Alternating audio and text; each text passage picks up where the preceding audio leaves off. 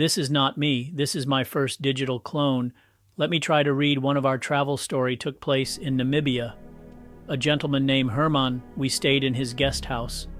As soon as the car horn sounded outside the main gate, a gentleman named Herman opened the door. He is of European descent. Generations ago, his family settled in Namibia. Herman was born here. A large house sits on a vast estate, accompanied by a few guest houses. Tonight, we'll be staying here. After an afternoon of hospitality, Herman prepared dinner. Cooking and serving, he handled everything himself. Meanwhile, we explored the house, with Lucas introducing us to the surroundings. Lucas, one of Herman's 3 dogs, is the friendliest. At first glance, it felt as if he had known us for years. All he wanted was attention and affection. Between his chores, Herman occasionally joined us for conversation. He lives alone in this house, his ancestral home where his parents once resided. His father passed away long ago, and his mother passed 5 years ago.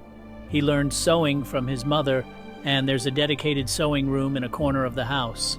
As Herman prepared dinner, I offered to help him in the kitchen. Smiling, he said, "Tonight I am your cook and waiter. You just enjoy yourselves." The dining table was beautifully set, every detail immaculate. The tablecloth, hand-stitched by his mother, carried a deep familial history, much like many items in the house. Herman himself had traveled the world. Charmin, I too, have traveled far and wide. Perhaps that's why he felt some connection with us. At one point, he added, "I wish I had a travel partner like you two." I asked him why he didn't have one. Slowly, through the conversation, he revealed a chapter from his past. Years ago, he was engaged to the love of his life. They dreamt of having 7 children together after marriage.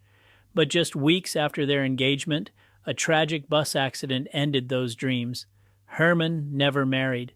Sometimes, sitting idly at his farmhouse, he imagines what life would have been like with 7 children, or even just 1.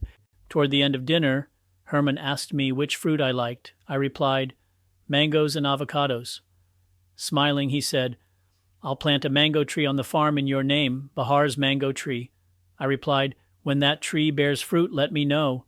I'll return and taste the first mango myself." He invited us to stay at his farmhouse the next time we visit. Morning arrived, and it was time to leave. As we packed the car, Lucas wouldn't leave our side, circling us and trying to climb into our laps. Herman walked through the garden where a large jacaranda tree was in full bloom. He approached us with 2 jacaranda flowers, handing me one and the other tucking behind Charmin's ear. As the gate opened for our departure, Herman stood there with his 3 dogs, calming them as they eagerly moved about. We drove off, leaving behind just one evening's acquaintance and a few stories. As we drove away, it felt like we had left something intangible behind. Life is like that. You always leave a part of yourself somewhere, but not everywhere. Herman's father had taught him, "You have only 2 hands. Keep one for yourself and use the other to touch someone else's life every now and then."